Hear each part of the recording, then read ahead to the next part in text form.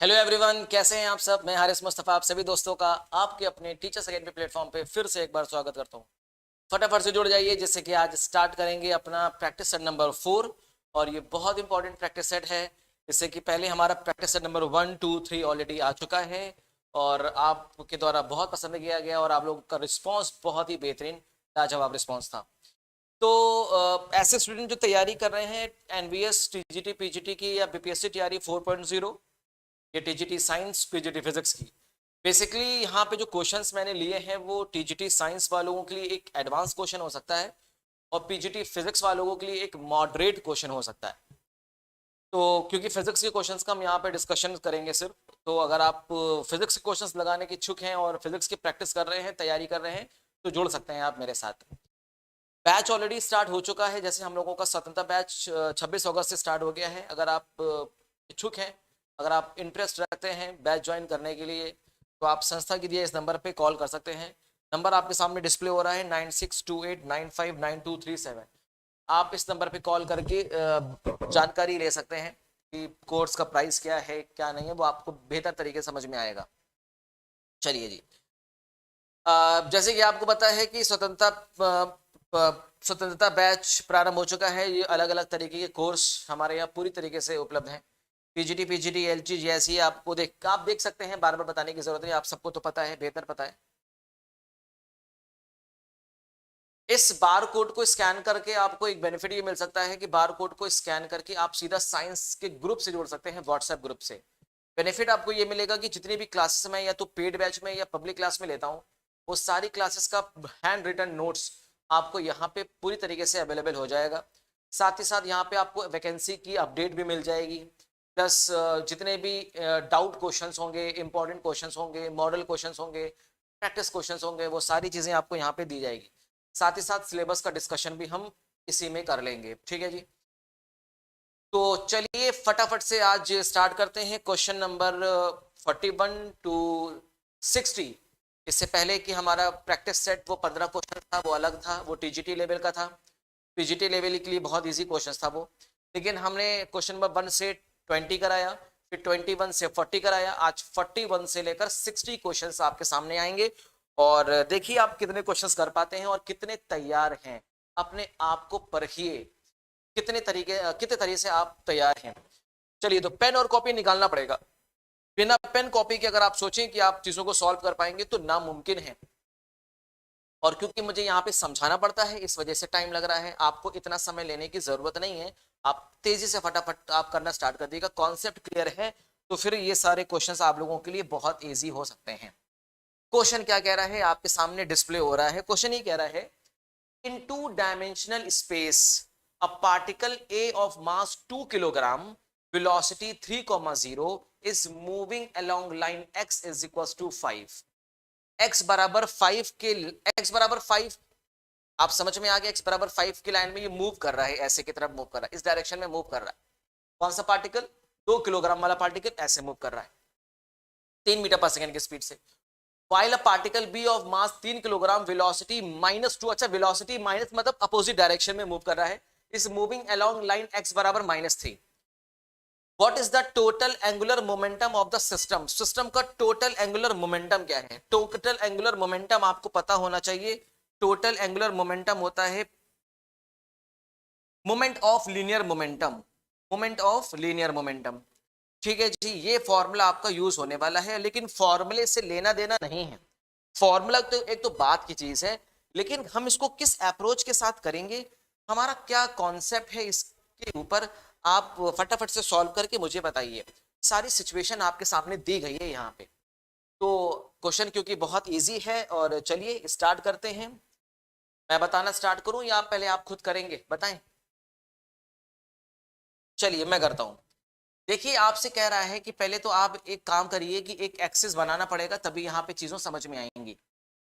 Origin आप इसे मान लीजिए और कहा है एक पार्टिकल है ए, वो पार्टिकल x डिस्टेंस दूर, x बराबर 5 डिस्टेंस दूर इस लाइन में, इस लाइन को मैं एक दूसरे कलर से कर देता हूं। इस लाइन पे एक पार्टिकल है ए जो ऐसे मूव कर रहा है 3 मीटर पर सेकेंड की स्पीड से, जिसकी कोऑर्डिनेट्स दिए गए हैं 3,0।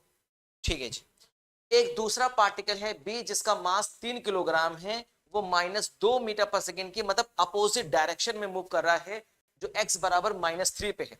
तो x बराबर -3 मुझे ऐसा लगता है कि आई थिंक इसकी जस्ट अपोजिट होगा, इसमें कोई दिक्कत नहीं, x बराबर -3 यही होगा, है कि नहीं। तो यहाँ पे एक पार्टिकल, दूसरा पार्टिकल है, इसको हम मान लेते हैं पार्टिकल बी, और ये पार्टिकल ए है, और इस पार्टिकल का मास कितना है, इस पार्टिकल का मास है 2 किलोग्राम, ये 2 किलोग्राम का पार्टिकल है, ठीक है। और ये पार्टिकल है कितने किलोग्राम का है, ये है पार्टिकल 3 किलोग्राम का। अच्छा, ये जो मूव कर रहा है ये इस डायरेक्शन के अपोजिट डायरेक्शन में मूव कर रहा है, मतलब नीचे की तरफ मूव कर रहा है 2 मीटर पर सेकेंड की स्पीड से। अच्छा, ये जो पार्टिकल अपोजिट डायरेक्शन में मूव कर रहे हैं, ये एक सर्कुलर मोशन करेंगे इनफिनाइट रेडियस का। जब ये इनफिनाइट रेडियस का सर्कुलर मोशन करना स्टार्ट करेंगे तो एक दूसरे के सापेक्ष इनका एंगुलर मोमेंटम कितना होगा, हमें ये फाइंड आउट करना है। तो एक दूसरे के सापेक्ष हम एंगुलर मोमेंटम क्या निकालते हैं, इन दोनों की परपेंडिकुलर डिस्टेंस आपको पता होना चाहिए। 5 + 3 कितना हो जाएगा, x बराबर 8। तो इनकी परपेंडिकुलर डिस्टेंस कितनी है, 8, ठीक है जी। इस वाले पार्टिकल का मास है 2 किलोग्राम और इस वाले पार्टिकल का वेलोसिटी है 3 मीटर पर सेकेंड, तो इसका मोमेंटम निकाल सकते हैं P1 = mv। मास कितना है 2, वेलोसिटी है 3, हो गया 6 मीटर पर सेकेंड, और प्लस का साइन, इसका मतलब पार्टिकल ऊपर की तरफ मूव कर रहा है, मतलब मोमेंटम अपवर्ड डायरेक्शन में। जब इस पार्टिकल की बात करेंगे तो इस पार्टिकल के मोमेंटम को मान लेते हैं P2, वो ये हो जाएगा मास मल्टीप्लाई बाय वेलोसिटी। अब क्योंकि माइनस साइन के साथ आपको लेना है तो -6 मीटर पर सेकेंड हो जाएगा, 3 × 6 और माइनस साइन के साथ। अच्छा, मोमेंटम माइनस में आ रहा है, इसका मतलब मोमेंटम की डायरेक्शन नीचे है, इसमें मोमेंटम की डायरेक्शन ऊपर, इसमें मोमेंटम की डायरेक्शन नीचे, तो इट मेक अ कपल। ये क्या बनाएंगे, कपल, और इसका हम क्या निकालेंगे, एंगुलर मोमेंटम निकालेंगे। Good evening everyone, good evening, जय हिंद जय हिंद जय हिंद, सबको जय हिंद, बहुत ही बेहतर, वेरी गुड। चलिए, तो एक बात समझ में आ गई कि इन दोनों का जो मोमेंटम है वो कैसा है, इन दोनों का मोमेंटम सेम मैग्नीट्यूड का है और अपोजिट डायरेक्शन का है। जब इनका मोमेंटम सेम मैग्नीट्यूड का अपोजिट डायरेक्शन का होगा तो ये क्या बनाएंगे, एक कपल बनाएंगे। तो हम इस कपलिंग का क्या निकालते हैं, एंगुलर मोमेंटम निकालते हैं। और एंगुलर मोमेंटम के लिए हम लोग रिलेशन कौन सा यूज करेंगे, एंगुलर मोमेंटम के लिए हम लोग रिलेशन यूज करेंगे P क्रॉस R। अब आप एक बात बताइए, मोमेंटम की डायरेक्शन ये है, परपेंडिकुलर डिस्टेंस ये है, तो एक दूसरे के बीच एंगल कितना बन रहा है, 90 डिग्री बन रहा है। तो यहाँ पे आप क्या करेंगे, PR sin 90 डिग्री, और 90 बराबर हो जाएगा 1, तो यहाँ पे एंगुलर मोमेंटम आ जाएगा P × R। अब बस आपको एंगुलर मोमेंटम निकालना है P × R। अब इन दोनों मोमेंटम में से कोई एक मोमेंटम आप रखिए और इनकी परपेंडिकुलर डिस्टेंस रख दीजिए, लीनियर मोमेंट एंगुलर मोमेंटम निकल जाएगा। तो मोमेंटम कितना है 6 और इनकी बीच की दूरी है 8, 8 चौक 32, 8 चौक 32। अब मुझे बताइए इसकी यूनिट क्या होगी, मोमेंटम की होती है किलोग्राम मीटर पर सेकेंड और डिस्टेंस से मल्टीप्लाई करना है, तो किलोग्राम मीटर स्क्वायर पर सेकेंड कितना हो जाएगा, किलोग्राम मीटर स्क्वायर प्रति सेकेंड। बताइए कितना आंसर आ रहा है, अच्छा 4, अच्छा देखिए थोड़ा सा मल्टीप्लिकेशन सही करिए, 40 और 8 48 किलोग्राम मीटर स्क्वायर पर सेकेंड, 48, बहुत बेहतर बहुत बेहतर। देखिए विनीत जी का आंसर बिल्कुल परफेक्ट आया है, 48 किलोग्राम मीटर स्क्वायर पर second is the angular momentum of the system. मतलब आप ये कह सकते हैं कि इस वाले पार्टिकल का एंगुलर मोमेंटम इसके सापेक्ष और इस वाले पार्टिकल का एंगुलर मोमेंटम इसके सापेक्ष, तो इन दोनों का ये रिलेटिव एंगुलर मोमेंटम है एक दूसरे के सापेक्ष, कितना होगा 48 किलोग्राम मीटर स्क्वायर प्रति सेकेंड। चलिए भैया कौन सा आंसर है, 48 आंसर इज एब्सोल्युटली करेक्ट। अब बात आती है डायरेक्शन की।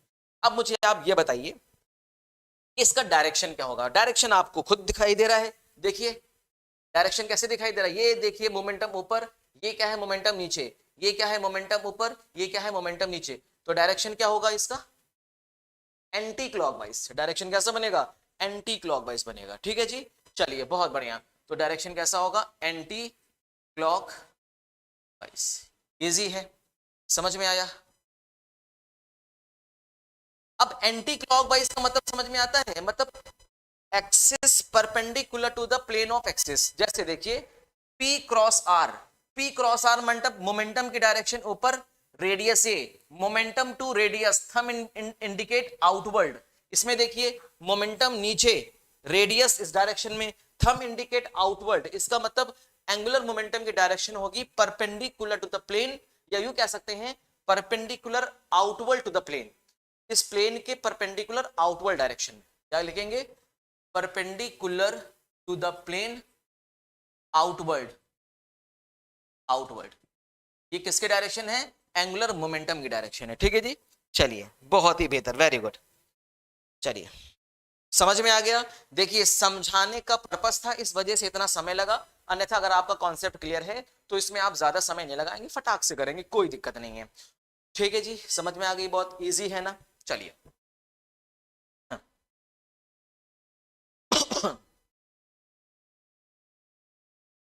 P बराबर mv और mvr यहाँ पे कर सकते हैं, ठीक है ना, जैसे L बराबर होता है ना P बराबर mv mvr, एंगुलर मोमेंटम का ये फॉर्मूला भी आप जरूर से याद रखिएगा। ठीक है, अच्छा एक और याद रखिएगा, आपको पता है क्या होता है v is equal to r omega, क्या होता है v is equal to r omega, तो यहाँ से आप ये फॉर्मूला भी रख सकते हैं, mvr स्क्वायर ओमेगा रख सकते हैं। तो अलग अलग तरीके के फॉर्मूले हैं और अलग सिस्टम से दिए जाएंगे, तो आपको किस तरह से किस अप्रोच के साथ बढ़ना है आप उस तरह से देख सकते हैं। ठीक है, चलिए तो आगे चलते हैं नेक्स्ट क्वेश्चन पे।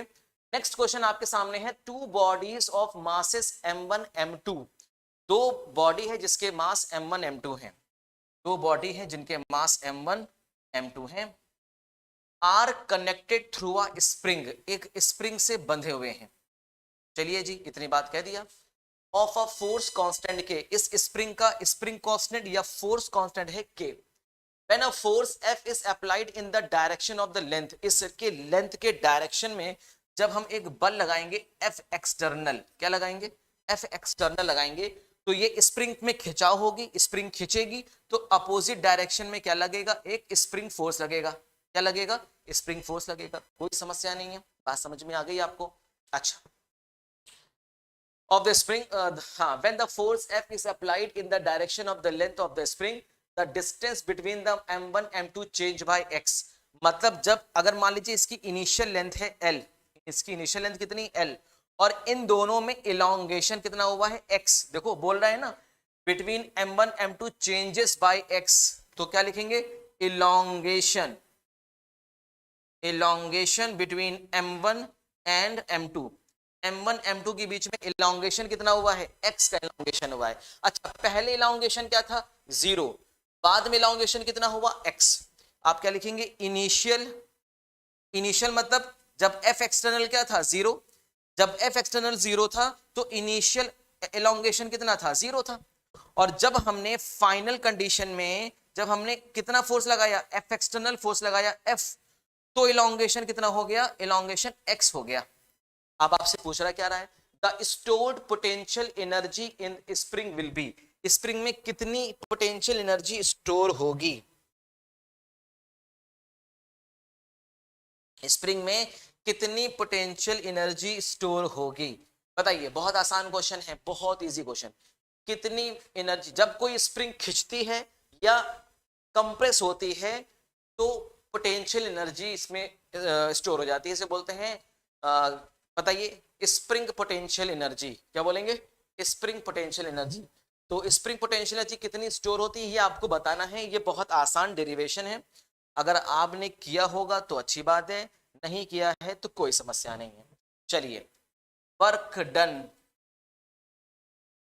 डन बाय फोर्स, कौन सा फोर्स?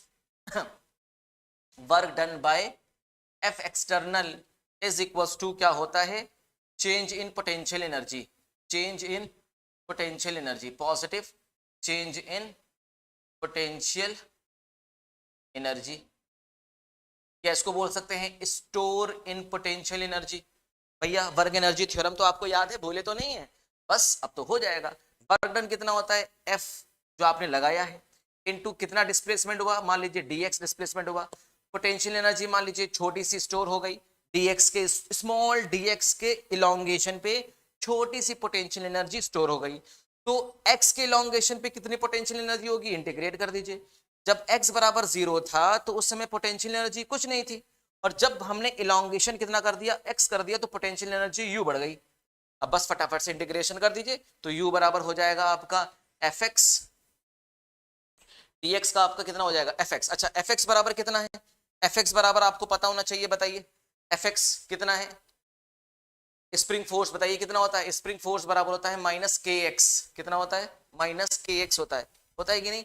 चलिए देखिए आंसर सबका आना स्टार्ट हो गया है, तो बस उठा के पुट करिए integration minus k x D x, zero से एक्स, इंटीग्रेशन कर लेंगे, कोई समस्या कोई दिक्कत तो नहीं है, बताइए इंटीग्रेशन कर लिया जाएगा, तो बस इंटीग्रेशन कर लिएगा, तो यहाँ पे पोटेंशियल एनर्जी आपको मिल जाएगी 1/2 के एक्स स्क्वायर। इसका इंटीग्रेशन तो आराम से कर लोगे ना, के कांस्टेंट है बाहर कर देना, एक्स की इंटीग्रेशन एक्स स्क्वायर बाई 2 हो जाएगा, higher limit minus lower limit रखना है, बस कुछ नहीं करना है। तो पोटेंशियल एनर्जी कितनी स्टोर हो रही है, 1/2 के एक्स स्क्वायर की पोटेंशियल एनर्जी स्टोर हो जाएगी। बोलिए जी, ठीक है।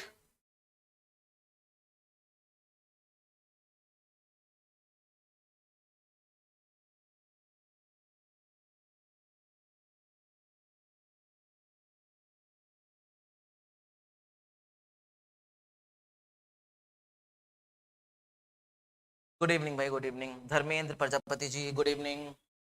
इजी है, समझ में आ रहा है, बस इस बात का ध्यान रखिएगा, spring force is equal to minus k x और F external is equal to k x, क्योंकि आप देख रहे हैं एक्सटर्नल फोर्स स्प्रिंग फोर्स के अपोजिट होता है, और spring force is directly proportional to x होता है, और माइनस साइन इसलिए लगाया जाता है कि अगर इलोंगेशन इस डायरेक्शन में हो रहा है तो स्प्रिंग फोर्स अपोजिट डायरेक्शन में होगा, यही अंतर होता है, बाकी ऐसा कोई अंतर नहीं है। तो कितनी पोटेंशियल एनर्जी स्टोर होगी, हाफ के एक्स स्क्वायर। तो बताइए हाफ के एक्स स्क्वायर कहाँ है भैया, इसमें इसमें क्या कर दिया इन्होंने, चलिए थोड़ा सा देखिए, चेक करने के बाद भी इतनी गलती होती है, खैर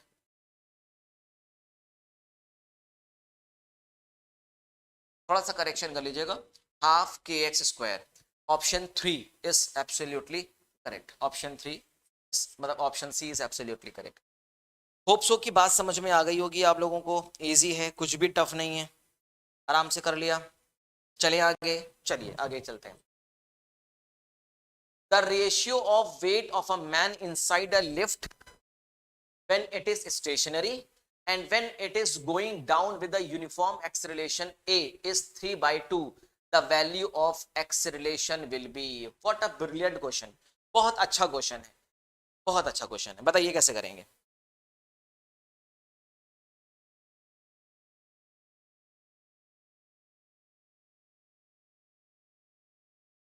यस, टीजीटी फिजिक्स का कोर्स अलाउ हो जाएगा, एक बार आप संस्था के नंबर पे कॉल करके आप पूछ लीजिए, आपको बेहतर जानकारी मिल जाएगी, क्योंकि कोर्स की प्राइस वगैरह तो हम लोगों को इतना आइडिया नहीं है। जी मैंने बताया धर्मेंद्र प्रजापति जी, एक बार आप संस्था के नंबर पे कॉल कर लीजिए, अलाउ कर देंगे आपको, स्पेसिफिक सब्जेक्ट अगर आप तैयारी करते हैं तो वो आपको मिल सकता है। बताइए कितना आसान क्वेश्चन है, क्या इससे आसान क्वेश्चन आपको मिलेगा, बताइए कैसे करेंगे इस क्वेश्चन को। देखिए एक, देखिए पहले तो देखिए एक लिफ्ट है, एक लिफ्ट में एक बच्चा बैठा है, ठीक है, ये बच्चा है, खैर इसका बच्चा तो बड़ा अजीब बन गया, खैर कोई बात नहीं, इस बच्चे का वेट लगेगा नीचे की तरफ, अगर इसका मास m मान लें तो इसका वेट है mg डाउनवर्ड, और लिफ्ट इस बच्चे पे ऊपर की तरफ एक नॉर्मल रिएक्शन लगाएगी n। इस पहली सिचुएशन है when lift at rest, when lift at rest, जब लिफ्ट किस पे है, रेस्ट पे है। दूसरी सिचुएशन कह रहा है कि when it is going down with the uniform acceleration. अच्छा ये यूनिफॉर्म एक्सेलरेशन से एक लिफ्ट नीचे की तरफ जा रही है, ये एक लिफ्ट है और ये लिफ्ट अब क्या कर रही है, ए एक्सेलरेशन से नीचे की तरफ जा रही है, और ये है सेम बच्चा है, ठीक है। अब देखिए अब इसका वेट तो अभी भी कितना लग रहा है, mg नीचे की तरफ लग रहा है, नॉर्मल रिएक्शन लग रहा है ऊपर की तरफ n, ठीक है। अब यहाँ पे थोड़ी सी आपको और चीजें कुछ समझनी पड़ेंगी।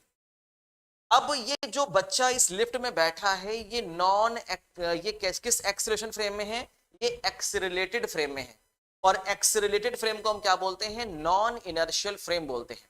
और आपको पता है जब कोई ऑब्जर्वर किसी नॉन इनर्शियल फ्रेम या एक्सेलरेटेड फ्रेम में बैठता है तो उसके ऊपर एक काल्पनिक बल लगता है जिसे हम स्यूडो फोर्स या हम जिसको छंद बल बोलते हैं, और इस छंद बल की डायरेक्शन पूरे सिस्टम के मोशन के अपोजिट लगानी है।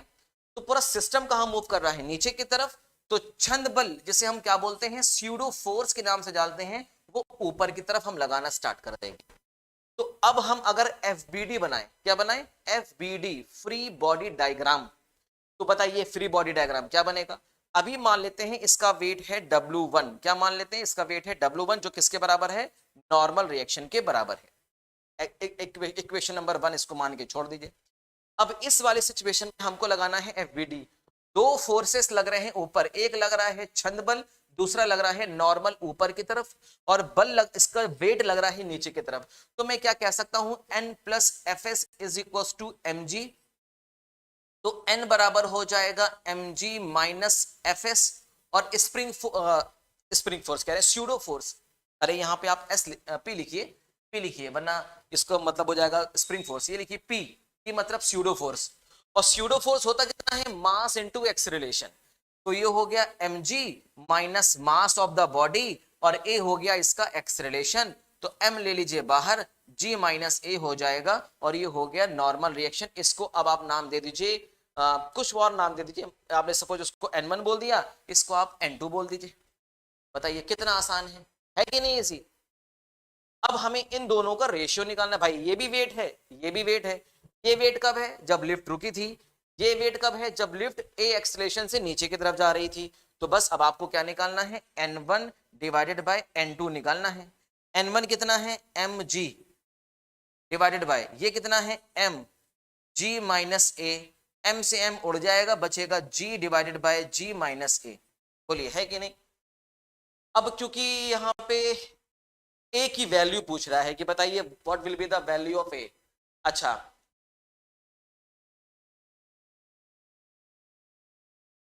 अच्छा रेशियो ऑफ वेट, इनके वेट का रेशियो दिया है 3:2। चलिए अब तो बहुत आसान हो गया। N1 अपॉन N2 की वैल्यू दे रहा है, बताइए कितनी दे रहा है, 3:2 दे रहा है, 3:2, और ये किसके बराबर है, g बटे g माइनस a के बराबर है। तो क्रॉस मल्टीप्लाई करिए, 3g माइनस 3a बराबर 2g। बस अब इसको इधर फेंक दीजिए, तो minus 3a is equal to minus 2g minus 3g। ये होगा minus 3a is equal to minus g, minus minus cut जाएगा, तो a बराबर हो जाएगा g बटे 3। इसका मतलब एक्सेलरेशन कितना हो जाएगा, एक्सेलरेशन जो होगा वो ग्रेविटी का 1/3 हो जाएगा, 1/3। चलिए पूरा कोर्स लेने के लिए अगर आप बोल रहे हैं तो आप संस्था के नंबर पे कॉल कर लीजिए, संस्था के नंबर पे आप कॉल कर लीजिए। देखिए ये नंबर आपके सामने डिस्प्ले हो रहा है, इस पे कॉल कर लीजिए। और अगर आप मेरे कोड के माध्यम से जाएंगे तो आपको और डिस्काउंट मिल जाएगा। इस कोड के माध्यम से जाकर आपको डिस्काउंट कितना मिल जाएगा, 500 रुपए का इंस्टेंट डिस्काउंट मिल जाएगा। और क्या चाहिए भाई, इतना बहुत है, 500 रुपए का डिस्काउंट भी मिल गया यहाँ से, देखिए है कि नहीं। तो कोड यूज करके आप डिस्काउंट ले सकते हैं, आपकी मर्जी है। चलिए मैं कहाँ था भाई, मैं तो भूल ही गया। समझ में आ गया। तो एक्सेलरेशन कितना हो जाएगा, g/3। तो भैया g/3 कहाँ है, option B is absolutely correct. और बात यह है कि आप लोगों का आंसर नहीं आ रहा है। देखिए सिर्फ एक विनीत जी का आंसर एकदम परफेक्ट आया है, SSDD नाम से विनीत जी ने बिल्कुल परफेक्ट आंसर दिया है, और बहुत बेहतर तरीके से आंसर देते हैं विनीत जी, अक्सर इनका आंसर बिल्कुल परफेक्ट रहता है।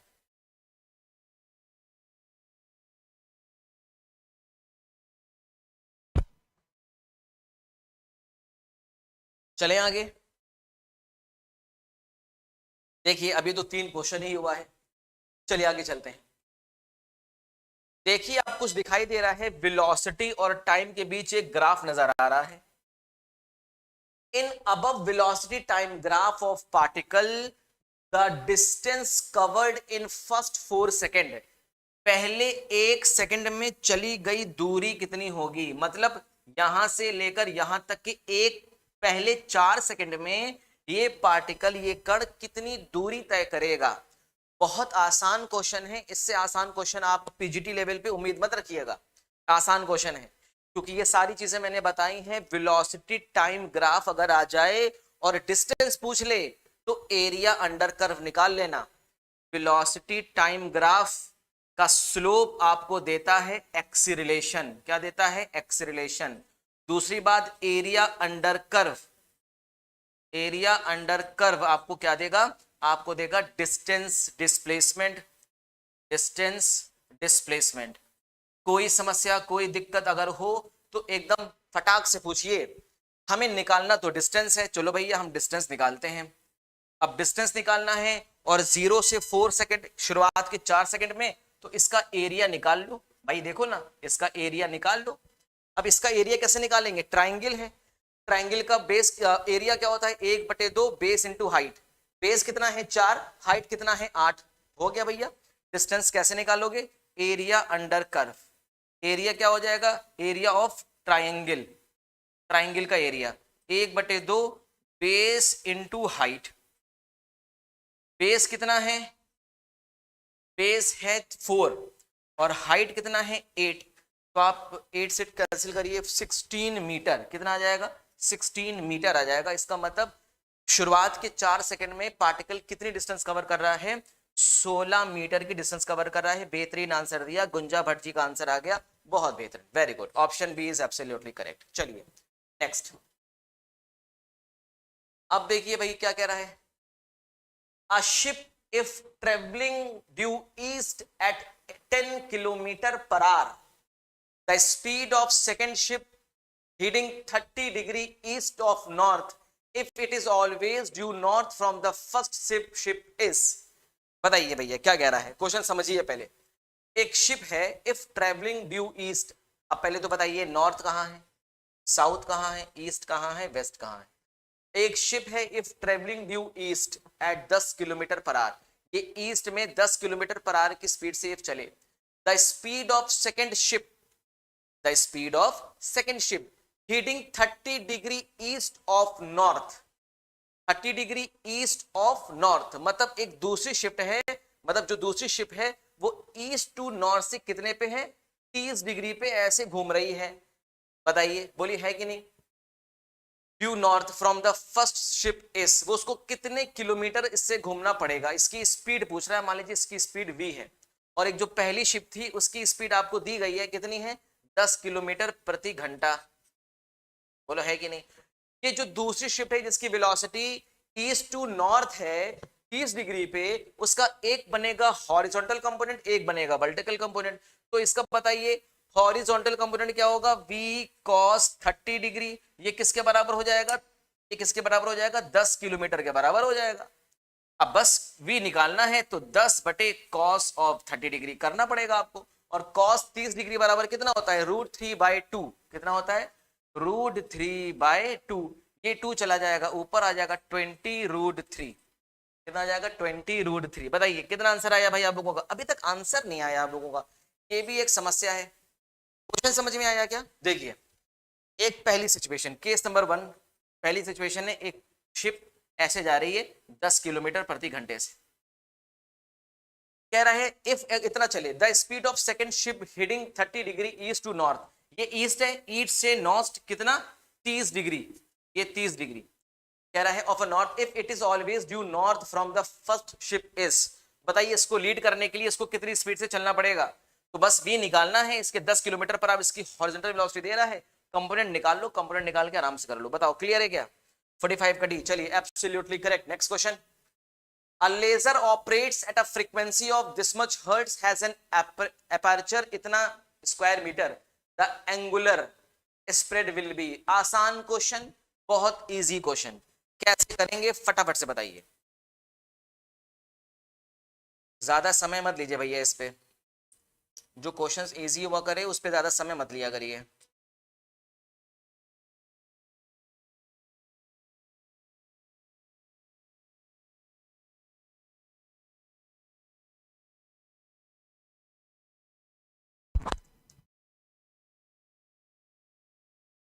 चलो हमें क्या निकालना है? एंगुलर स्प्रेड निकालना है। तो एंगुलर स्प्रेड आपको पता नहीं है तो पता होना चाहिए। एंगुलर स्प्रेड बराबर क्या होता है? एंगुलर स्प्रेड को हम डिनोट किससे करते हैं? थीटा से डिनोट करते हैं। होता है lambda upon slit with, slit with, slit की विद। और स्लिट की विड्थ को हम डिनोट करते हैं स्मॉल डी से, ठीक है। तो थीटा बराबर लैम्डा अपॉन डी एक इंपॉर्टेंट फॉर्मूला है, इसको आप ध्यान से रखिएगा। अब बात आती है कि आपके पास अपार्चर, वही अपार्चर, इतना अपार्चर की वैल्यू है, आपको फ्रीक्वेंसी पता है, लेजर बीम है, इसका लेजर बीम में इसका लाइट कैसी होगी, वेलोसिटी ऑफ लाइट होगी। अच्छा, आप एक जानते हैं C इज इक्वल टू होता है F इंटू लैम्डा, ये बचपन से आप पढ़ते चले आ रहे हैं। हम क्यों ना इसमें लैम्डा निकाल लें, कैसे निकालेंगे, C अपॉन एफ से। C कितना है, स्पीड ऑफ लाइट 3 × 10⁸। अच्छा, इसकी फ्रीक्वेंसी कितनी है, दी गई है 3 × 10⁻14। सिंप्लीफाई करेंगे, 3 से 3 काटेंगे, ये ऊपर चला जाएगा तो हो जाएगा 10⁻⁻6, ये हो जाएगा मीटर।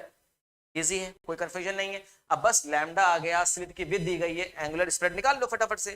तो थीटा बराबर क्या आ जाएगा, लैम्डा, लैम्डा कितना है 10⁻⁻6 डिवाइडेड बाय स्लिट विड्थ कितनी है 10⁻², ऊपर ले जाइए 10⁻⁻, सही है ना, कुछ गलत तो नहीं है, कहीं गड़बड़ तो नहीं किया गया ना, बताइए कहीं कुछ गड़बड़ तो नहीं है।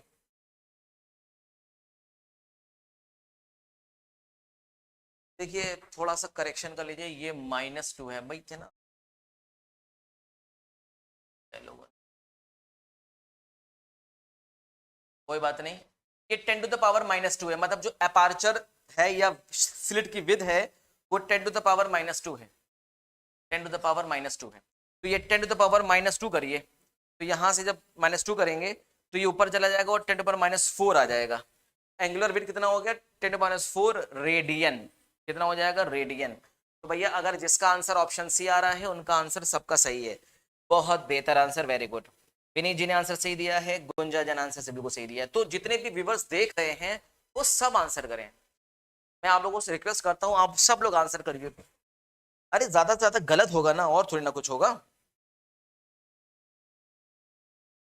चलिए next, which of the following is not necessary for performing laser action, which of the following is not necessary for performing laser action, population inversion, beta energy level, spontaneous emission, stimulated emission, which of the following is not necessary, इसमें से कौन सा necessary नहीं है, which of the following is not necessary for performing laser action। देखिए population inversion तो necessary है, laser action के लिए पॉपुलेशन इन्वर्जन जरूरी है, मेटा एनर्जी लेवल भी जरूरी है। अच्छा, स्पॉन्टेनियस में और स्टिमुलेटेड इमिशन में आपको कंफ्यूजन हो सकती है, क्योंकि ये दोनों तो आपको पता है कि पॉपुलेशन इन्वर्जन होता है, साथ ही साथ मेटा एनर्जी लेवल होता है, इन दोनों में कंफ्यूजन हो सकती है। बताइए इन दोनों में से क्या हो सकता है। 46, अरे अब आइए 47 बताइए। चलिए अभी तक आप लोगों का आंसर नहीं आया है, फटाफट से आंसर मार करिए, कितना समय लेते हैं भाई आप लोग, बताइए जल्दी फटाफट से।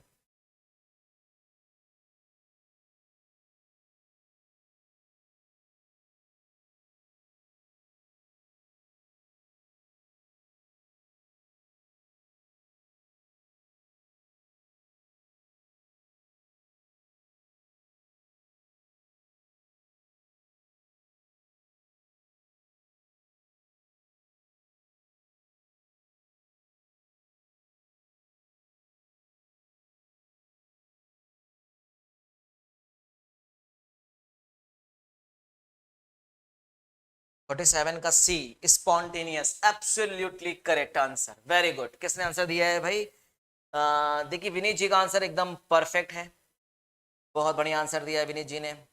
चलिए वेरी गुड, आ जाइए next question, question number 48। Quartz has refractive indexes 1.553 and 1.544 respectively. The thickness of quarter wave plate of quartz for sodium light wavelength is 5890 angstrom will be, बढ़िया question. Quartz has a refractive indexes, quartz के refractive indexes है this much, मतलब ordinary rays और extra ordinary rays के लिए refractive index दे रहा है। The thickness of the quarter wave plate of a quartz for sodium light, thickness पूछ रहा है, वेवलेंथ दिया जा रहा है आपके सामने, आसान क्वेश्चन है, कैसे करेंगे फटाफट बताइए, 2 मिनट का समय आपको देता हूं मैं।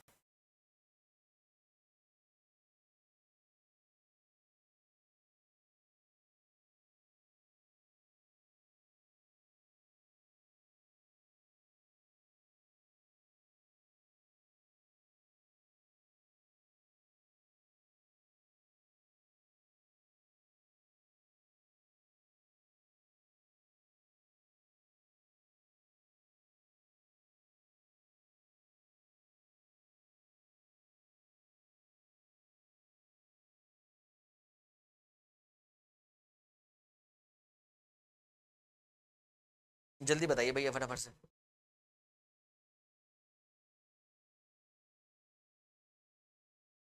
अरे quartz wave plate, quartz wave plate और ordinary and extra ordinary rays के लिए आपको पता है refractive index for extra ordinary ray minus refractive index of ordinary ray multiply by thickness of plate is equals to 1/4 of wavelength of monochromatic light. कितना आसान relation है ये और कितना इजी इक्वेशन है ये। क्वेश्चन बहुत आसान है, अगर आपको ये पता है तो आप इसमें ज्यादा समय नहीं लगाएंगे। एक्स्ट्रा ऑर्डिनरी रेज के लिए आपके पास रिफ्रैक्टिव इंडेक्स है, ऑर्डिनरी रेज के लिए रिफ्रैक्टिव इंडेक्स है, वेवलेंथ पता है, थिकनेस निकालना है, फटाक से निकाल दीजिए बहुत तेजी से। बताइए कैसे करेंगे, अब बस वैल्यूज पुट करनी है और क्या करना है, फटाफट से वैल्यूज पुट करिए। हाँ म्यू है 1 पॉइंट, ठीक है 1.4 1.553 माइनस 1.544। थोड़ा मुझे वैल्यूज बताते रहिएगा। तो 1.553 माइनस 1.544 divided by thickness is equals to wavelength by 4। अच्छा वेवलेंथ भी दिया गया है ना, 5890, 5890 यहाँ पे लिख लीजिए 5890 बाय 4, वो भी किसमें है, एंगस्ट्रॉम में। अब तो मुझे नहीं लगता कि ज्यादा कुछ टफ है, अब आराम से तो आप कर ले जाएंगे। आपको थिकनेस निकालनी है और फटाफट से बता दीजिए थिकनेस कितनी आएगी, बताइए।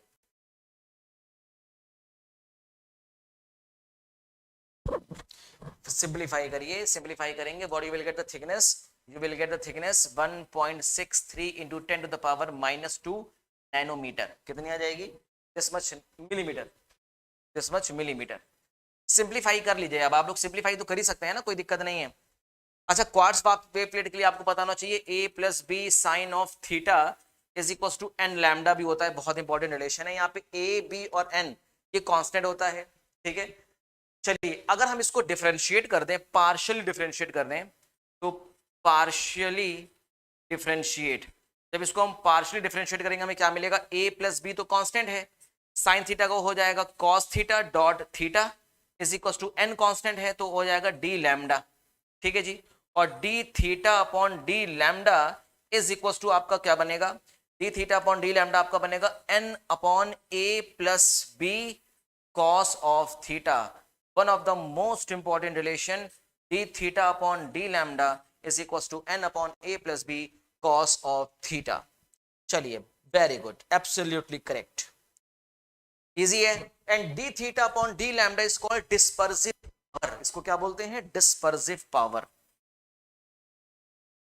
Dispersive power.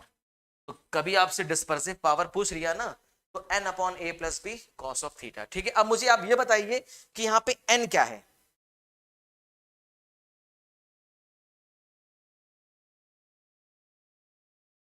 n क्या है बताइए। ऑर्डर ऑफ स्पेक्ट्रम है, और क्या है, n क्या है, ऑर्डर ऑफ स्पेक्ट्रम, n है ऑर्डर ऑफ स्पेक्ट्रम, स्पेक्ट्रम का ऑर्डर है। और बताइए थीटा क्या है, डिफ्रैक्शन एंगल, थीटा क्या है, diffraction angle, angle of diffraction for nth order, angle of diffraction for nth order, angle of diffraction for nth order, nth order के लिए डिफ्रैक्शन है, ये फॉर्मूला आप जरूर याद रखिएगा। खैर होप सो कि आप लोगों का 1.6 इंटू 2 mm आ गया होगा। नेक्स्ट चलते हैं, चलिए क्वेश्चन नंबर देखिए next 49, the phenomena of rotating the plane of vibration of polarized light is known as, the phenomena of rotating the plane of vibration of a polarized light is known as polarization, optical activity, double refraction, Kerr effect। Which of the option is absolutely correct? मैंने कराया है, ये मैंने question कराया है, आप ये कह नहीं सकते कि मैंने ये नहीं कराया है, मैंने ये कराया हुआ है।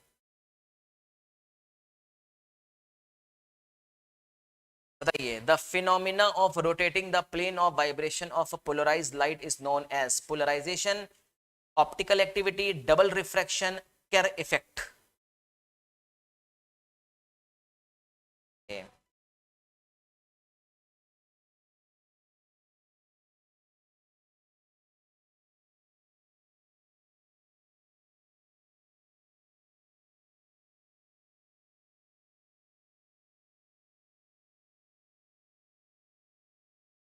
बहुत बेहतरीन आंसर। देखिए आंसर लोगों ने दे दिया, और सबसे पहले आंसर विनीत जी का आंसर सबसे पहले आया, और absolutely correct is a optical activity. This is called optical activity is the nothing the phenomena to rotate the plane of vibration of a plane polarised light.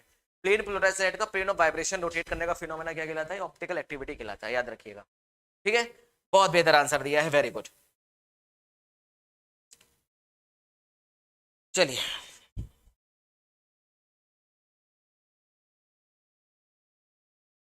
चलिए आगे चलते हैं। A plane polarized light is passed through a quartz wave plate। एक plane polarised light quartz wave से pass कर रही है। The circularly polarized light is obtained। बहुत अच्छी बात है, मतलब एक प्लेन पोलराइज से आपने सर्कुलरली पोलराइज्ड लाइट में कन्वर्ट कर दिया जब इसको आपने क्वार्ट्ज वेव प्लेट से गुजारा। When the angle between plane polarized light and principal axis of the plate is। जब plane polarised light and principal axis के बीच में एंगल होगा 0 degree, 45 degree, 90 degree, 180 degree. Easy question है, फटाफट से बताइए।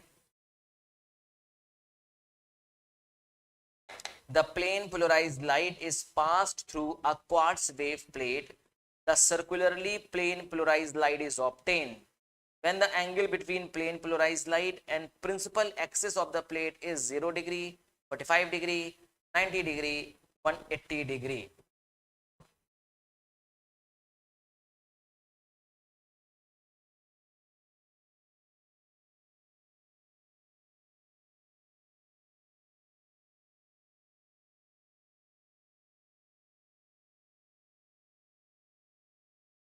चलिए 45 डिग्री याद रखिएगा। प्लेन पोलराइज्ड लाइट को सर्कुलरली पोलराइज्ड लाइट में कन्वर्ट करना है तो आपको एक्स्ट्रा ऑर्डिनरी रेज और ऑर्डिनरी के बीच में एंगल कितना होगा रिजल्टेंट का? 45 डिग्री इस पर रखना पड़ेगा आपको। तब प्लेन पोलराइज्ड लाइट किस में चेंज हो जाएगा? सर्कुलरली प्लेन पोलराइज्ड लाइट में चेंज हो जाएगा। ठीक है, नाउ नेक्स्ट क्वेश्चन देखिए। Two spectral lines of light source are coincident. Two spectral lines of light source are coincident in the second and third order of the grating। If wavelength of the first line is lambda, wavelength of the second line will be। दूसरे wavelength का wavelength क्या होगा बताइए? ठीक है, very good.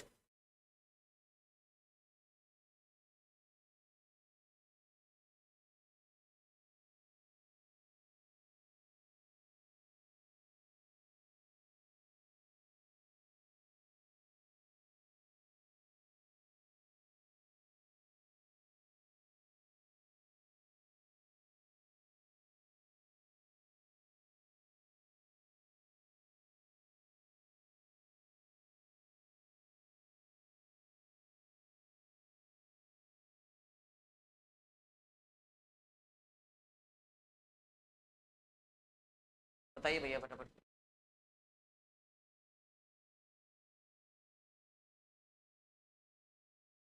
Grating के case अगर आपको पता है तो आप कर ले जाएंगे। In case of grating, in case of grating, nth order divided by n plus 1th order is equal to wavelength of first line divided by wavelength of second line। ठीक है, हाँ वेवलेंथ ऑफ क्या लिखेंगे? Wavelength of second line divided by wavelength of first line. ये relation याद कर लीजिए।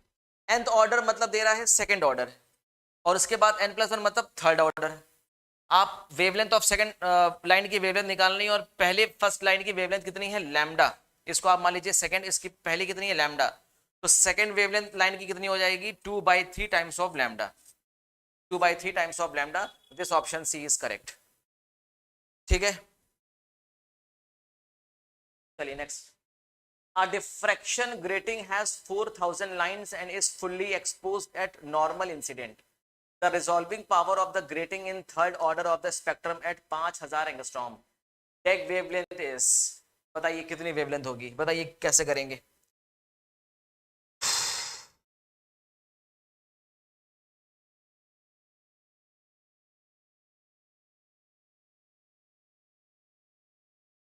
फटाफट से बताइए भैया।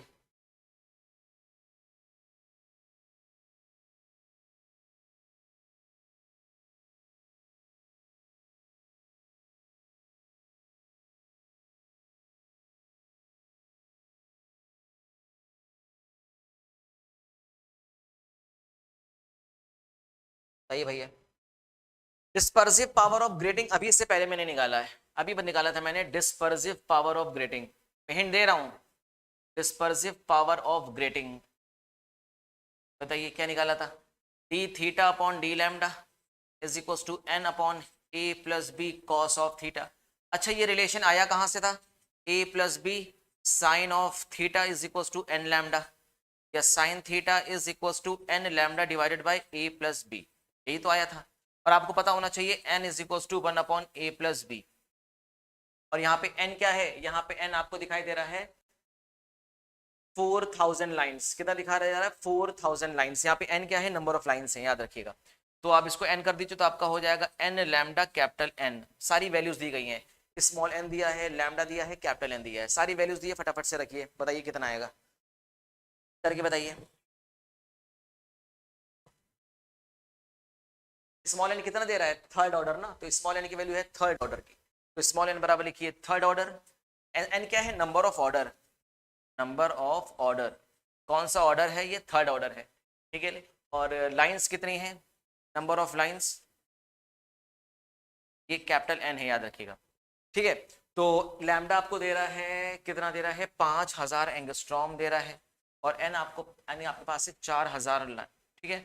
सिंप्लीफाई करिए, इसमें आप साइन थीटा निकालिए फटाफट से, इसमें आप साइन थीटा की वैल्यू निकालिए। अभी तक किसी का आंसर नहीं आया, अभी तक किसी का आंसर नहीं आया।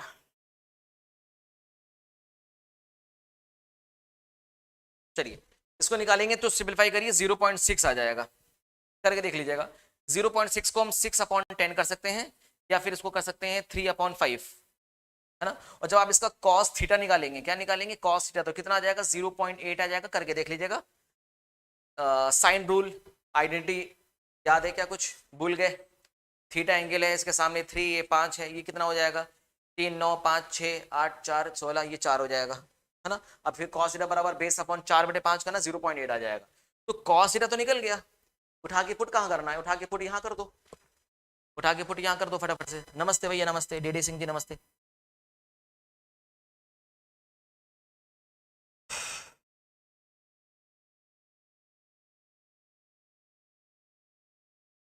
निकालो फटाफट से डिस्पर्सिव पावर, अभी भी नहीं निकाल पाएंगे क्या आप लोग। डिस्पर्सिव पावर क्या हो जाएगा, D theta upon D lambda is equal to N upon A plus B cos of theta. अब 1 अपॉन बी आपको पता है ना, N capital N upon cos of theta. Small M दिया है थर्ड ऑर्डर, ये दिया है 4000 लाइंस, और कॉस थीटा निकाला है 0.8, बस 3 मल्टीप्लाई बाय 4000, ये पॉइंट ऊपर ले जाओ, हो जाएगा 10 डिवाइड बाई हो जाएगा 4। अब 4 एकम 4, 4 दूना 10 करो, और 2 से ये 5 कर दो, 5 तिहाई हो जाएगा 15 मल्टीप्लाई बाई हो जाएगा 3 0, तो ये आपका हो जाएगा 15000। कितना आ जाएगा, 15000 कॉस, हाँ बिल्कुल सही कह रहे हैं, एकदम परफेक्ट। तो बताइए भाई कितना आ गया, 15,000, 15,000, कितना आ जाएगा, 15,000। डिफ्लेक्शन ग्रेटिंग आ जाएगा 15,000, option C is absolutely correct. कैसे किया गया, ये समझ में आया कि नहीं आया, ये बताइए। तो इसलिए आप ये फॉर्मूला बहुत इंपॉर्टेंट है, dispersive great power of grating, D theta upon D lambda is equal to N क्या है, नंबर ऑफ ऑर्डर, और A upon B, 1 upon A plus B क्या होता है, नंबर ऑफ लाइंस, इसको हम कैपिटल एन से भी डिनोट करते हैं, और थीटा हो गया आपका डिफ्रैक्शन एंगल, ठीक है। चलिए next, the dispersive power of plane grating is given by symbols have their usual meaning. अभी तो निकाला है मैंने, अभी तो निकाला है। डिस्पर्सिव पावर क्या होता है, N upon A plus B cos theta, option A is correct. ध्यान रखिएगा, जो चीज यहाँ पे मैं बता रहा हूँ ये बहुत इंपॉर्टेंट है। Dispersive power, dispersive power of grating, देखिए 1 घंटे के प्रैक्टिस क्वेश्चन में मैं आपको सारा कॉन्सेप्ट नहीं बता पाऊंगा। मैं यहाँ पे सिर्फ और सिर्फ 1 घंटे में मैं आपको प्रैक्टिस क्वेश्चंस करा पाऊंगा। थ्योरी क्लास के लिए आपको बैच ज्वाइन करना पड़ेगा, तभी देखिए इसकी थ्योरी तभी आपको बता पाएंगे आप। और D theta upon D lambda तो आपको समझ में आ गया, N upon A plus B cos of theta. आया कहां से ये भी मैंने आपको बता दिया, मोस्ट इंपॉर्टेंट, इस पे आप स्टार लगा लीजिए जरूर से। तो option A is absolutely correct, 954। the expression for the resolving power of telescope is the aperture। कितना आसान क्वेश्चन है, कितना आसान क्वेश्चन है, बताइए। टेलीस्कोप का रिजॉल्विंग पावर आपसे पूछ रहा है, रिजॉल्विंग पावर ऑफ टेलीस्कोप, बताइए टेलीस्कोप का रिजॉल्विंग पावर, ये बता चुका हूं मैं, ये पब्लिक क्लास में ही मैंने आप लोगों को कराया है, गलत नहीं करिएगा। टेलीस्कोप का रिजॉल्विंग पावर मैंने बताया है।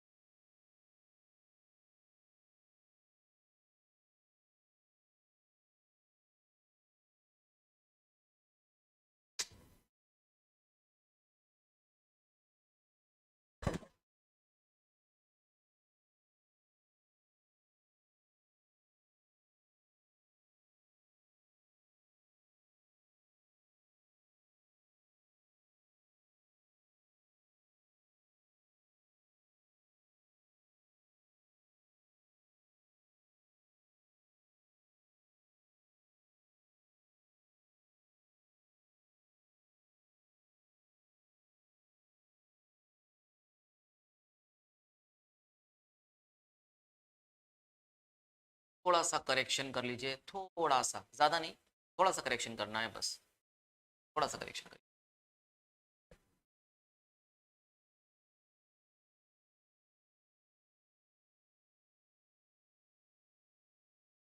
Limit of resolution of telescope, telescope का लिमिट ऑफ रिजोल्यूशन क्या है बताइए। क्लियर नहीं दिख रहा है, और कितना क्लियर दिखेगा भैया, क्लियर तो है ना।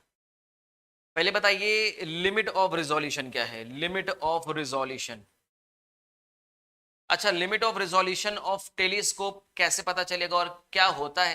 देखिए जब भी आप देखेंगे, जब आप दूर से कोई कार देखते हैं, बहुत दूर से कोई कार अगर आ रही है तो इसकी जो दो हेडलाइट है वो आपको एक ही नजर आता है, आपने देखा होगा अक्सर, बहुत दूर से अगर कोई कार आ रही है तो जब इसकी हेडलाइट पे आपकी नजर होती है तो आपको लगता है वो जो लाइट है वो सिंगल सोर्स है। और जैसे जैसे जैसे जैसे वो कार जब आपके पास आती जाती है आती जाती है आती जाती है, तो धीरे धीरे वो सोर्स हमें थोड़ा सा अलग नजर आता है कि अब ये दो सोर्स अलग अलग है। तो ऐसी लिमिट जहां पे, या ऐसा लिमिट जहां पे दो सोर्स आपके पृथक नजर आए, अलग अलग नजर आए, उसको बोलते हैं लिमिट ऑफ रिजोल्यूशन। इसको क्या बोलते हैं, लिमिट ऑफ रिजोल्यूशन। ठीक है जी। तो लिमिट ऑफ रिजोल्यूशन को हम डिनोट करते हैं डी थीटा से, और ये होता है 1.22 लैम्डा अपॉन डी। कितना होता है, 1.22 lambda upon D. This is called limit of resolution. Resolving या रिजॉल्विंग पावर क्या होती है, what is resolving power, resolving power is the reciprocal of limit of resolution. याद रखिएगा, रिजॉल्विंग पावर क्या होता है, resolving power is the reciprocal, resolving, resolving power को हम कैसे डिनोट करते हैं बताइए।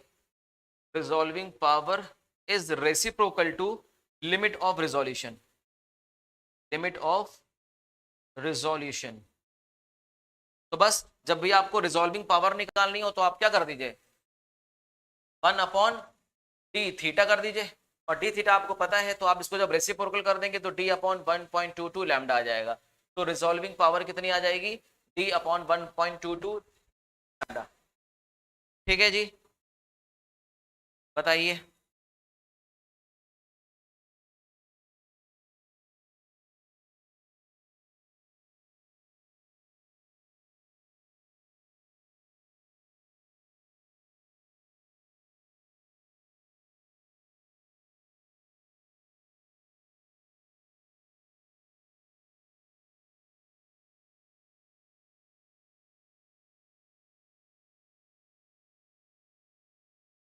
बताओ भैया समझ में आ रहा है कि नहीं। So option, which option is correct, option A is correct. थोड़ा सा करेक्शन मैंने इसलिए यहाँ पे किया। चलिए कुछ 55 क्वेश्चन में 55 क्या कह रहा है, the mean separation of 2 points on moon that can be resolve by 500 centimetre telescope aperture is, distance of the moon is 4 to the power 5 kilometer, eye is most sensitive to wavelength of 500 angstrom, the mean separation of 2 points on moon that can be resolved। भाई moon पे दो point हैं, moon पे दो point हैं, कह रहा है मीन सेपरेशन ऑफ 2 पॉइंट्स, उनके बीच का mean separation can be resolve by 500 centimetre, by 500 centimetre telescope aperture is, distance of the moon is इतना किलोमीटर डिस्टेंस है, eye is most sensitive to the wavelength, हमारी आंख इस वेवलेंथ के लिए काफी सेंसिटिव है। तो आपको निकालना है जो दो पॉइंट है उनके बीच की कितनी डिस्टेंस होगी, जिससे कि हमें एक लिमिट ऑफ रेजोल्यूशन में वो दो सोर्स अलग अलग दिखाई दें। कैसे करेंगे? सेम सिचुएशन से करेंगे, मैंने आपको ऑलरेडी बताया कैसे किया जाएगा। सेम सिचुएशन अप्लाई करेंगे। आप इसको करके देखिएगा, दिस इज योर होमवर्क, ये आपके लिए होमवर्क है, आप इसको करके इसका आंसर मुझे मार्क करिएगा, ठीक है।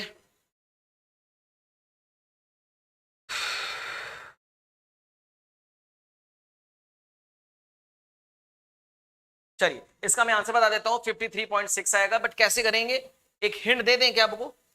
मान लीजिए मून है, ठीक है, मान लेते हैं ये मून है और ये 2 पॉइंट है और यहां से आप ऑब्जर्व कर रहे हैं, ठीक है जी। ये डिस्टेंस मान लीजिए ए, यही आपको फाइंड आउट करनी है, और एवरेज डिस्टेंस आपको ये दे रहा है मान लीजिए एक्स, ये आपको दे रहा है कितना 4×10⁵ किलोमीटर, और लिमिट ऑफ रिजोल्यूशन ये आपका हो गया डी थीटा, और डी थीटा आपको पता है कितना होना चाहिए, ये आप डी थीटा बराबर जानते हैं, डी थीटा बराबर क्या होता है ए इंटू एक्स, तो यहां से आप ए निकाल सकते हैं, ए इज इक्वल टू क्या निकाल सकते हैं, A is equal to D theta upon X. अब बात आती है साहब ये डी थीटा कहां से निकालेंगे, तो आपको पता होना चाहिए, अभी आपने इससे पहले निकाला रिजॉल्विंग पावर और limit of resolution, D theta बराबर क्या होता है 1.22 लैम्डा अपॉन डी। अब सारी चीजें हम नहीं बताएंगे, इस फॉर्मूले का यूज करके डी थीटा निकालिए, उठा के पुट करके ए निकाल लीजिए, एक्स आपको पता है कितना है, इसको करके देखिएगा कैसे आएगा बताइएगा, ठीक है। चलिए next, scattering cross section sigma for coulomb potential using born approximation is, scattering cross section sigma is a function of angle, scattering angle for a coulomb's potential using Born approximation is proportional to sin की power 4 theta by 2, inversely proportional to sin की power 4 theta by 2, proportional to sin square theta by 2, inversely proportional to sin square theta by 2। बताइए बताइए बताइए फटाफट से 56 का answer खूब तेजी से मार्क करिए।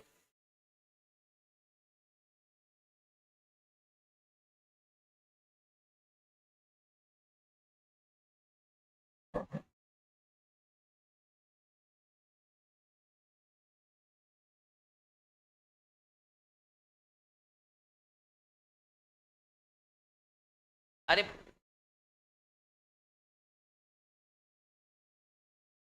अच्छा ए में, ओके ए और बी में आपको क्लियर नहीं हो रहा है तो आपको पता होना चाहिए, अगर आपको पता नहीं scattering cross section is a function of angle, scattering this scattering cross section D theta, या आप इसको बोलिए D sigma upon D eta is equal to Z Z dash E की power 4 upon 16 epsilon naught E, I think यही होता है, कुछ इसी तरह होता है क्या, जेड जेड डैश ई की पावर 4 अपॉन 16 एप्सिलॉन नॉट ई, और ये होता है साइन 1 अपॉन साइन की पावर 4 थीटा बाई 2 के इनवर्सली प्रोपोर्शनल होता है, आई थिंक यही होता है, मुझे एक बार थोड़ा सा आप रिकॉल कर दीजिए, मुझे थोड़ा सा ये वाली वैल्यू थोड़ा सा ध्यान नहीं आ रही है, Z Z dash power 4 upon 16 epsilon naught E होता है ना, आप लोग एक बार बता दीजिए मुझे।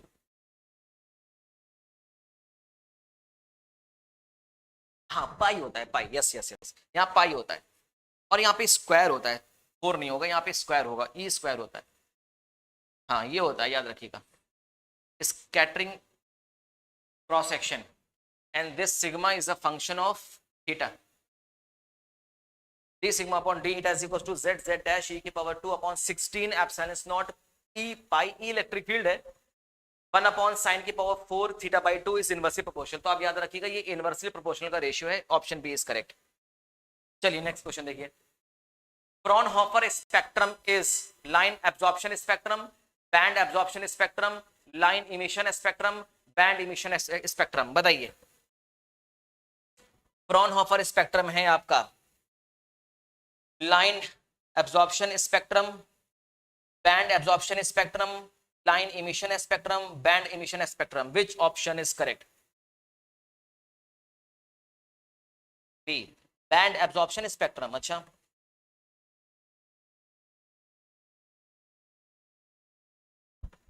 याद रखिएगा Fraunhofer spectrum is a line absorption spectrum, क्या होता है line absorption spectrum. Now which of the following are coherent source, इसमें से कौन सा कोहेरेंट सोर्स है?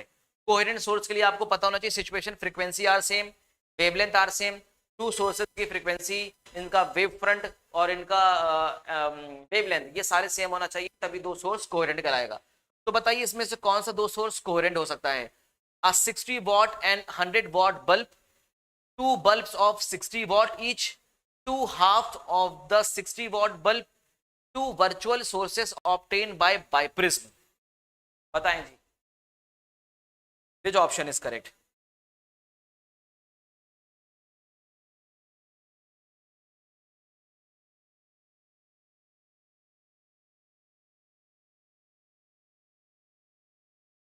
Which option is correct?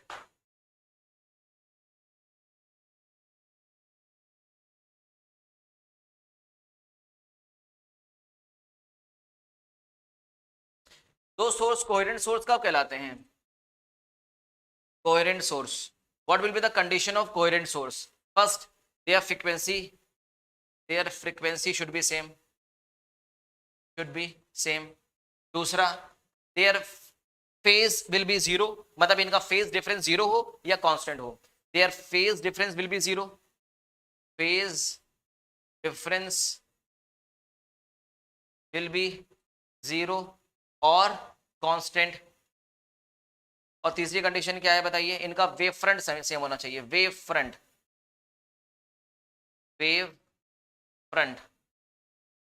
Should be same. इनका वेव फ्रंट सेम होना चाहिए. ये कंडीशन है. और तीनों कंडीशन में देखिए कंडीशन अलग अलग हो रही है. फ्रीक्वेंसी अलग हो रही है, फ्रीक्वेंसी अलग हो जाएगी, वेव फ्रंट अलग हो जाएगा, सब अलग हो जाएगी. 58 का D absolutely correct. Two virtual sources obtain by prism. By prism की हेल्प से हम लोग दो वर्चुअल सोर्सेस ऑब्टेन करते हैं, कोहेरेंट सोर्सेस बनाते हैं, जिससे इंटरफेरेंस का पैटर्न करते हैं. ये सारी चीजें मैं बता चुका हूं हम लोगों को. 59, when light is incident on a plane of the transparent material at the angle of polarization, then the reflected and refracted beams are. एक लाइट है इंसिडेंट कर रही है on a plane of a transparent material at the angle of polarization. Angle पे incident कर रही है. then the reflected and refracted beams are parallel, inclined to 45 degree, inclined to 60 degree, perpendicular to each other. जब एक plane polarised light, जब एक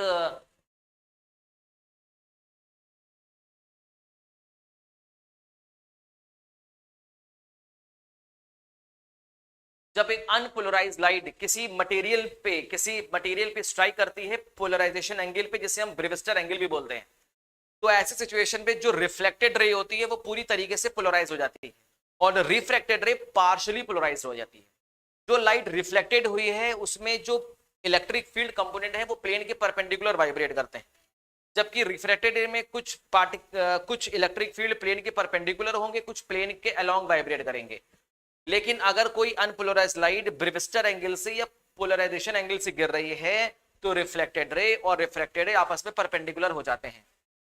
ठीक है ना, आपस में क्या हो जाते हैं? परपेंडिकुलर. देखिए बहुत अच्छा ऑप्शन, बहुत अच्छा आंसर दिया है.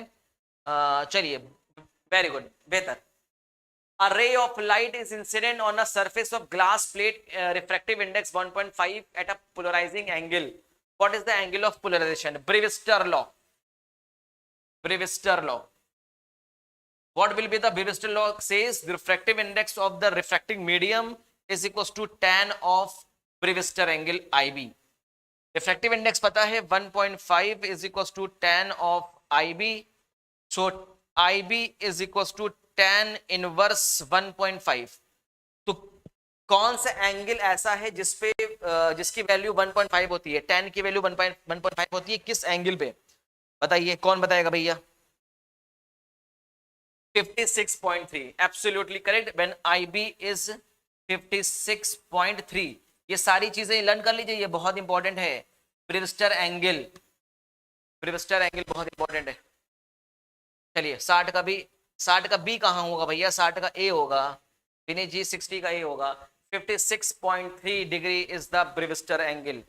इजी है. इस एंगल पे अगर गिरेगी ना तो रिफ्लेक्टिव इंडेक्स हम आराम से निकालेंगे. इस एंगल पे अगर कोई अनपोलराइज्ड लाइट गिर रही है तो वो रिफ्लेक्टेड रे और रिफ्रैक्टेड रे आपस में परपेंडिकुलर हो जाएगी. रिफ्लेक्टेड रे में जो इलेक्ट्रिक फील्ड कंपोनेंट है वो प्लेन के परपेंडिकुलर वाइब्रेट करेगा, जबकि रिफ्रैक्टेड रे में इलेक्ट्रिक फील्ड प्लेन के परपेंडिकुलर भी वाइब्रेट करता है और प्लेन के अलोंग भी वाइब्रेट करता है. ठीक है जी. तो होप सो यहाँ पे आप लोगों को क्लास अच्छी लगी होगी. प्रैक्टिस क्वेश्चन आपने बहुत बढ़िया तरीके से किया. कैसा रिस्पॉन्स था आप लोगों का? कैसी तैयारी थी आप लोगों की? कितने आपने क्वेश्चन अटेम्प्ट किए? 20 में से कितने क्वेश्चन आपके सही हुए? आप लोग फटाफट से कमेंट करना स्टार्ट कर दीजिए. लाइक करना मत भूला करिए, शेयर करना मत भूला करिए। तो फिर चलिए तैयारी करते रहिए, आगे के लिए हम लोग फिर से एक नेक्स्ट प्रैक्टिस सेट लेकर आएंगे। इसी क्रम में आज की क्लास हम यहाँ पे समाप्त करते हैं। All the very best.